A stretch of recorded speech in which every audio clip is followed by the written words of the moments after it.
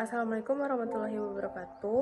Kami dari kelompok 7 akan mempresentasikan tentang laporan keuangan BPJS Ketenagakerjaan tahun 2023. Sebelum itu, perkenalkan kelompok kami yang terdiri dari 5 anggota, yaitu saya sendiri Azza Hanifah.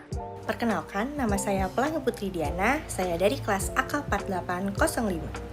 Perkenalkan, nama saya Syaulia Fadila dengan NIM 1040224300036. Perkenalkan, nama saya Almasa Fadila dengan NIM 10402240049. Perkenalkan, nama saya Sabrina Nanti dengan NIM 1040224000039. Untuk pembahasan pertama, kami akan membahas tentang lingkup bisnis dari BPJS Ketenagakerjaan yang akan dijelaskan oleh Pelangi. Kepada Pelangi, dipersilakan. Apa sih BPJS Ketenagakerjaan?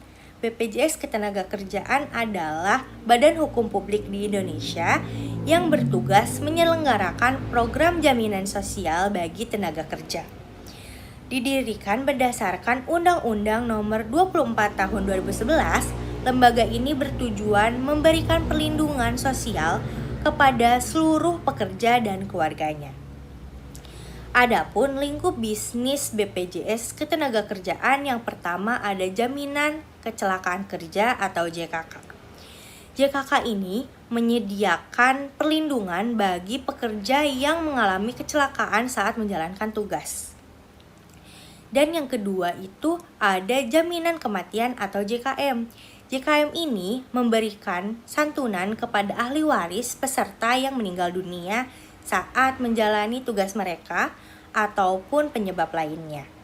Yang ketiga ada jaminan hari tua atau JHT. JHT ini menyediakan dana bagi peserta yang sudah memasuki masa pensiun atau mengalami pemutusan kerja. Contoh transaksi yang ke-1, penerimaan iuran. BPJS Ketenagakerjaan memiliki iuran dari peserta baik dari perusahaan maupun pekerja mandiri. Contohnya itu, perusahaan membayar iuran bulanan untuk jaminan ketenagakerjaan karyawan. Lalu yang kedua, ada pekerja mandiri atau bukan penerima upah. Nah, membayar iuran dengan jaminan kecelakaan kerja atau JKK dan jaminan hari tua atau JHT. Yang kedua, ada investasi dana. BPJS Ketenagakerjaan ini mengelola dana peserta dengan melakukan investasi di berbagai instrumen keuangan yang aman dan menguntungkan. Contohnya, yang ke-1, ada investasi dalam bentuk deposito dan bank. Yang kedua, investasi dalam obligasi negara dan surat utang lainnya. Yang ketiga, ada investasi dalam bentuk saham perusahaan yang sehat dan stabil. Selanjutnya ada jaminan pensiun atau JP, yaitu memberikan manfaat pensiun bagi peserta yang telah mencapai usia pensiun, serta membantu memastikan kesejahteraannya di masa tua. Dan yang terakhir ada jaminan kehilangan pekerjaan atau JKP. Nah, program ini memberikan dukungan finansial bagi para pekerja yang telah kehilangan pekerjaannya, serta membantu mereka dalam masa transisi mencari pekerjaan baru. Selanjutnya ada laporan posisi keuangan konsolidasian pada tanggal 31 Desember 2023 dan 2022 disajikan dalam jutaan rupiah. Jumlah aset pada 31 Desember 2023 berjumlah Rp16.787.71.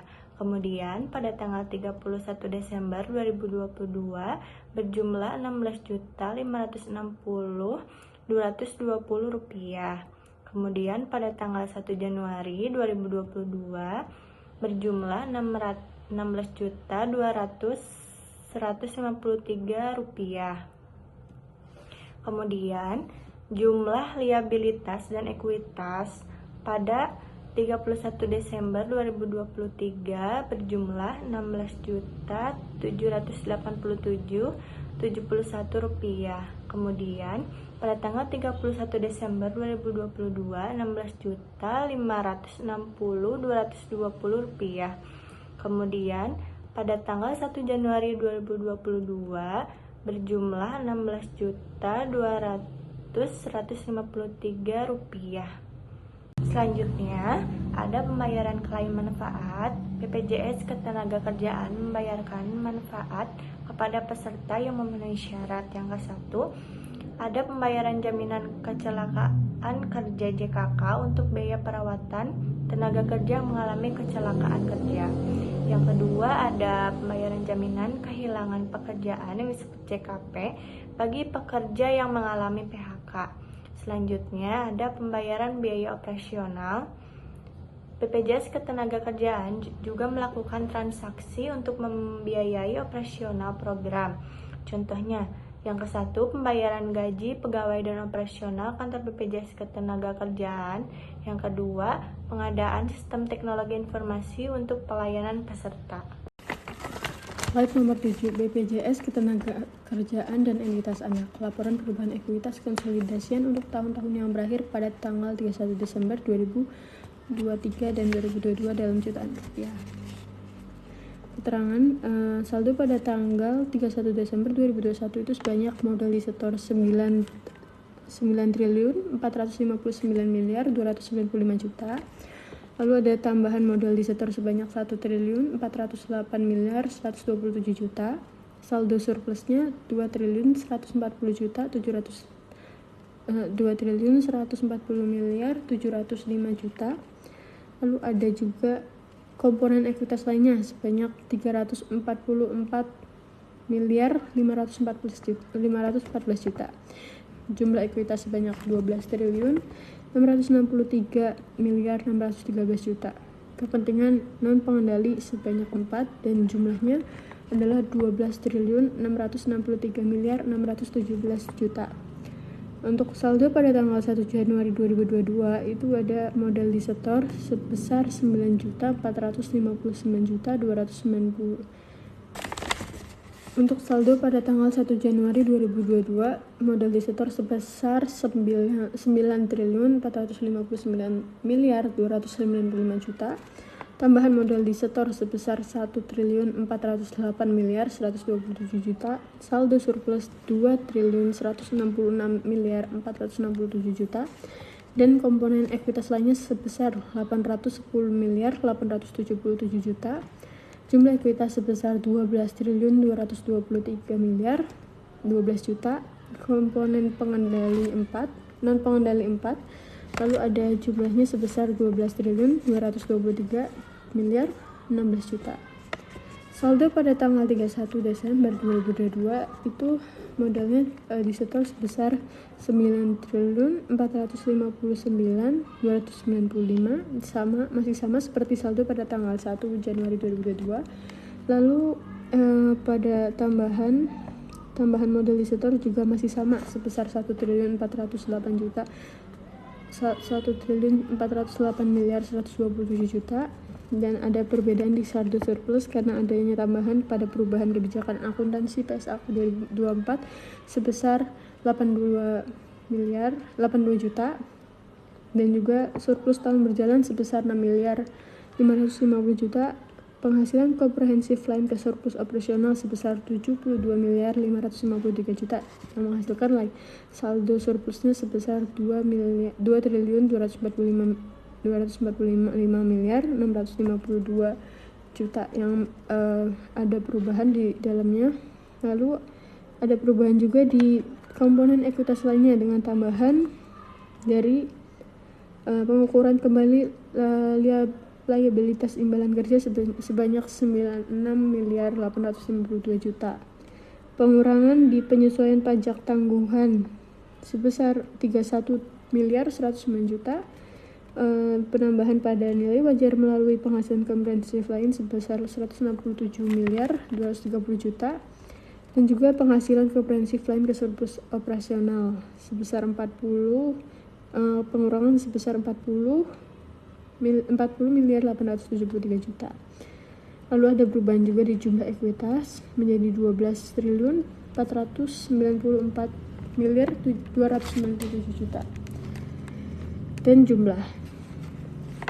Lalu pada saldo pada tanggal 31 Desember 2023 juga mengalami perubahan pada saldo surplus dan juga komponen ekuitas lainnya dan jumlah ekuitas sebesar saldo surplus sebesar 2 triliun 716 juta 732 triliun perbedaan di saldo surplus sebesar 2.716.730 juta. Dan juga komponen ekuitas lainnya menjadi 1.143.610 juta, dan juga jumlah ekuitas sebesar 12.440.542 juta, dan jumlahnya menjadi 12.440.546 juta. Berikutnya ada laporan arus kas konsolidasian untuk tahun-tahun yang berakhir pada tanggal 31 Desember 2023 dan 2022. Ini terdapat aktivitas operasi penerimaan. Jumlah penerimaan dari aktivitas operasi BPJS dan entitas anak 31 Desember 2023 sebesar 5.121.808 juta. 31 Desember 2022 sebesar 4.665.995 juta. Lalu terdapat pengeluaran jumlah pengeluaran dari aktivitas operasi 31 Desember 2023 sebesar 5.326.255 juta. Lalu sebesar pada 31 Desember 2022 sebesar 4.993 juta. 4.993.057 juta. Arus kas diperoleh digunakan untuk aktivitas operasi sebesar pada 31 Desember 2023 sebesar 264.447 juta, sedangkan 31 Desember 2022 sebesar 327.062 juta. Lalu arus kas bersih diperoleh digunakan untuk aktivitas investasi yaitu sebesar 31 Desember 2023 sebesar 1.105.285 juta, sedangkan pada 31 Desember 2022 hanya sebesar 190.060 juta. Masih dari sebelumnya, ini lanjutannya ada aktivitas pendanaan seperti penerimaan pinjaman bank dan lain-lainnya. Arus kas bersih diperoleh dan digunakan untuk aktivitas pendanaan pada tahun 31 Desember 2023 sebesar 68.925 juta, sedangkan pada tahun 2022 hanya sebesar 45.950 juta. Lalu terdapat kenaikan atau penurunan arus kas pada tahun 2023 sebesar 1.438.657 juta, sedangkan pada 2022 hanya 182.952 juta. Kas dan setara kas awal tahun pada tahun 2023 sebesar 1.529 miliar dan untuk 2022 sebesar 1.712 miliar 53 juta. Kas dan setara kas akhir tahun pada 2023 kas dan setara kas akhir tahun pada tahun 2023 90 miliar 444 juta, sedangkan 2022 sebesar 1.529 miliar 101 juta.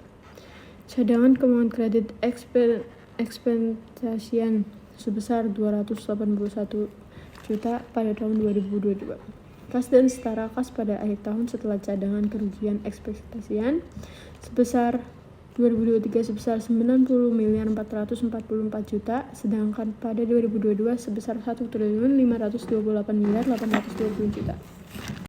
Kemudian saya akan menjelaskan mengenai laporan kinerja keuangan konsolidasian untuk tahun-tahun yang berakhir pada tanggal 31 Desember 2023 dan 2022.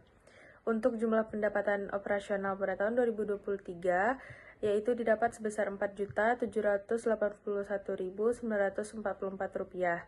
Kemudian pada tahun 2022 pendapatan operasionalnya sebesar Rp4.520.000. Kemudian untuk jumlah beban operasionalnya pada tahun 2023 didapat sebesar Rp4.842.178. Dan untuk tahun 2022 didapat sebanyak Rp4.805.769. Kemudian untuk jumlah pendapatan operasi non-pengelolaan program pada tahun 2023 didapat sebesar Rp456.379. Dan untuk di tahun 2022 didapat sebesar Rp330.508.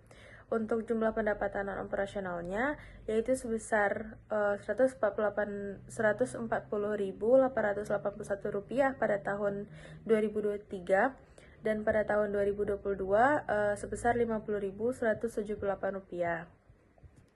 Kemudian untuk surplus SKP-nya yaitu sebesar Rp59.685 pada tahun 2023 dan Rp20.516 pada tahun 2022.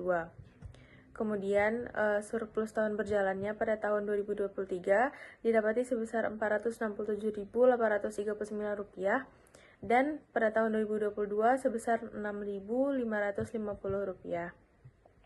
Kemudian ada jumlah dari surplus komprehensif lain yaitu sebesar Rp56.174 pada tahun 2023 dan Rp239.523 pada tahun 2022.